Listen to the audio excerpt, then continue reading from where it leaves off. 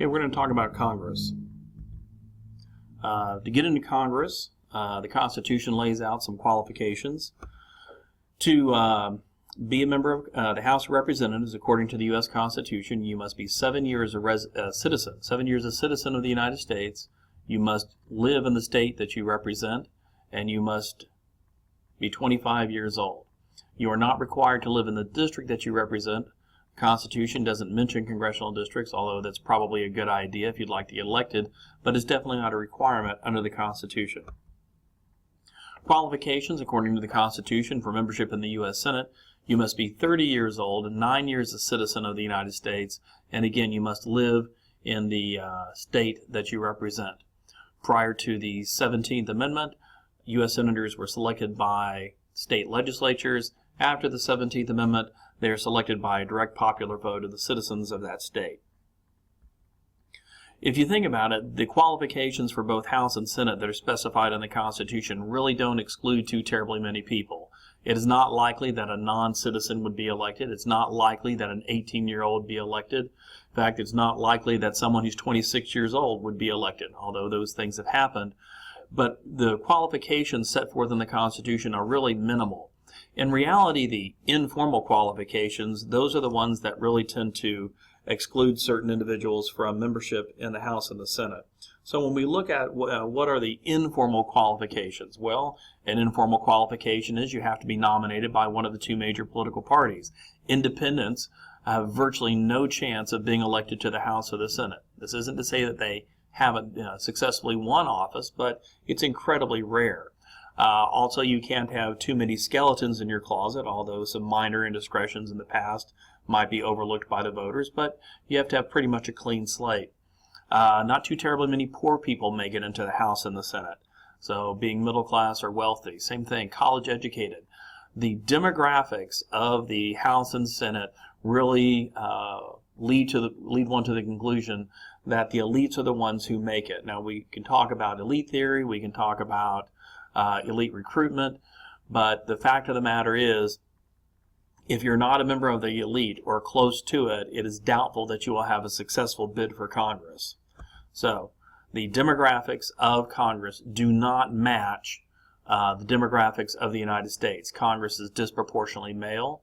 Congress is disproportionately white. Congress is disproportionately wealthy. And that's the way that it is. And again, these things might be accounted for when we talk about elite theory or elite recruitment, but Congress demographically definitely does not match up with the demographics of the United States. So how is Congress organized? Constitutionally, Congress is divided into two parts. Congress is a bicameral legislation. The term bicameral means two houses.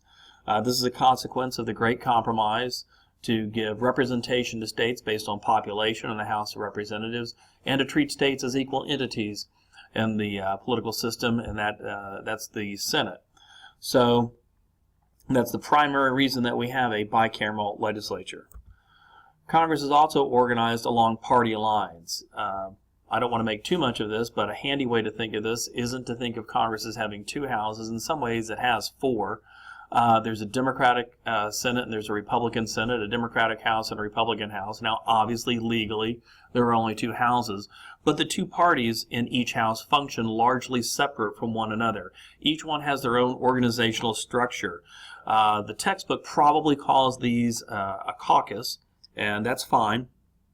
That's what they used to be called, although three of the four organizations now call themselves conferences. The only caucus that still uses the term caucus is the Democratic House Caucus.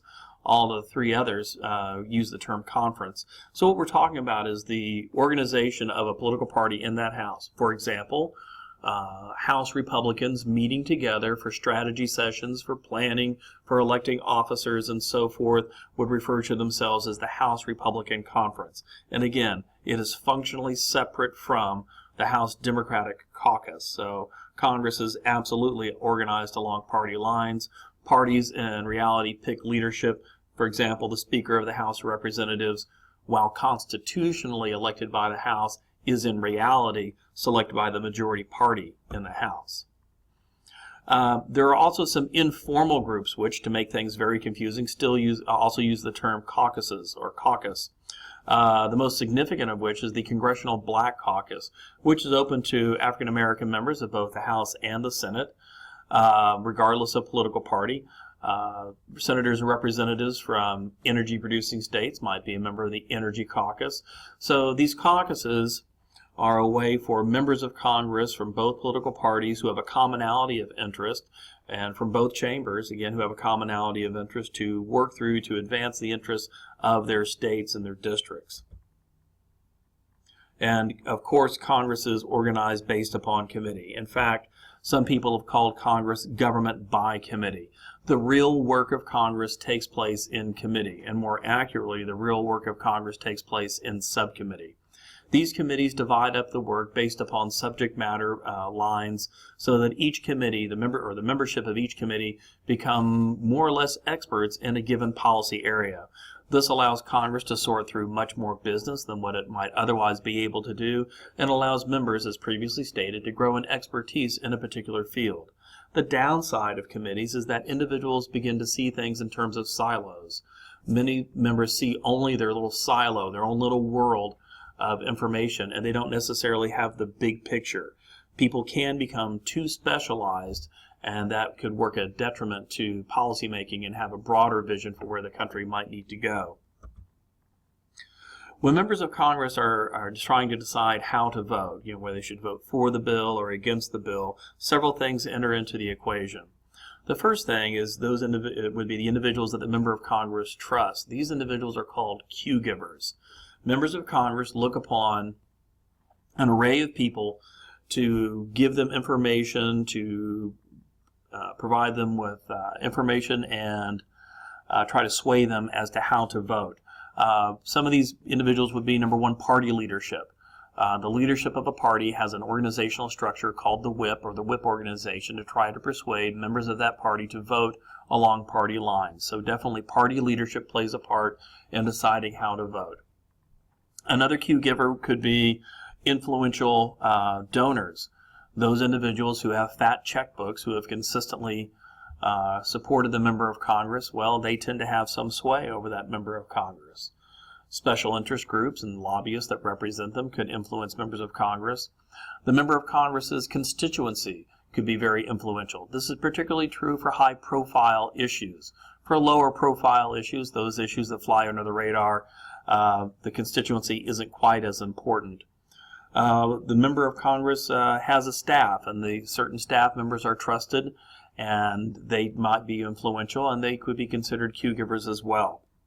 Another way to look at how to vote is for the member to think about how, or his own perception of his role. What am I supposed to do? How am I supposed to represent my constituents? What is my primary function? And these are said to be attitudinal views. The first attitudinal view is called the delegate. A member who believes in the delegate point of view believes that he or she has been selected or elected from his district to represent their interests, and therefore he or she should do whatever the folks back home want. If the folks back home want me to vote yes on a bill, then that's what I should do. If they want me to vote no on a bill, then that is what I should do. Regardless of my own personal views, my job is to represent them, to vote the way that they would have me to vote. Another view as to how to vote would be the trustee view. The trustee view, if a member of Congress believes in the trustee view, he or she will believe that they were elected to exercise independent judgment. They were not elected to be, for that matter, for lack of a better term, a slave to public opinion. Well, public opinion may be important, but they were elected to exercise independent judgment. They were elected because of their knowledge of government, because of their knowledge of the issues and so forth, and they should make decisions based upon that, not necessarily based upon popular opinion. The last attitudinal view is the Politico view, and this one is kind of a mixing together of both delegate and trustee. It's probably true that most members of Congress actually function as politicos. And the way it usually works out is high-profile issues, things that are in the hometown newspapers, things that the news media in the district or the state are talking about, they will tend to vote in line with the district or the state. And all other issues that fly under the radar, they'll tend to do what they think is best. And that probably represents how most members of Congress actually function. Structure of the House of Representatives. Okay, first off, let's talk about presiding officers of the House. The presiding officer of the House of Representatives is the Speaker. This person has the authority to preside over meetings of the House, to rule on points of order, to decide who gets to speak, and to basically run the meeting. The Speaker of the House of Representatives is a constitutional officer, and according to the Constitution, this person is officially elected by the entire House. But of course, if a majority party has a majority of votes, hence the term majority party, in reality, the majority party will therefore pick the Speaker. In the Speaker's absence will be someone known as the Speaker pro tempore, or Speaker temporarily. This individual is appointed by the House of Representatives or the Speaker. If the Speaker is going to be gone for less than 3 days, the Speaker will appoint someone to preside in his absence, and oftentimes this is simply a day-to-day appointment. The Speaker has important business besides presiding over the House, so he must absent himself. So he picks someone, always of the majority party, to preside. If the Speaker is sick or what have you, then the majority party will select someone else to preside in his absence. When we think about Congress, just because someone's the presiding officer doesn't necessarily mean that they're going to be the most important person. So we need to think of two different types of people. The presiding officers, and the term that I use, is called power players, and that's not a political science-y term, so I wouldn't necessarily use it on an essay, but it serves to express to you the fact that these people are important. The most powerful person in the House of Representatives is the Speaker. So not only is the Speaker the presiding officer of the House, but this person is actually the most powerful individual. The Speaker of the House of Representatives is, in addition to being the presiding officer, the leader of the majority party. Don't be confused. The Speaker is not the majority leader. That's a position, but he is the leader of the majority party. The Speaker assigns bills to committee. He gets to preside over the meetings of the House and Senate, meetings of the House of Representatives. The Speaker represents the majority party when negotiating with the President and many other functions. The number 2 person in the House of Representatives is the majority leader. While that may seem confusing because the Speaker is the leader of the majority party, perhaps it's a little less confusing if you think about the full title. The full title of the position is Majority Floor Leader. This is the person who advances the majority party's interests from the floor of the House. Whenever this person wishes to speak, he gets to speak. Whenever this person raises his hand to make a motion, he gets to make a motion. In fact, most of what transpires in the House is orchestrated between the Speaker and the majority leader ahead of time.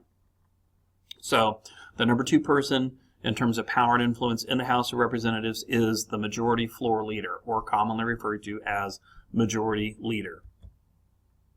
The number 3 person in the House of Representatives is the majority whip.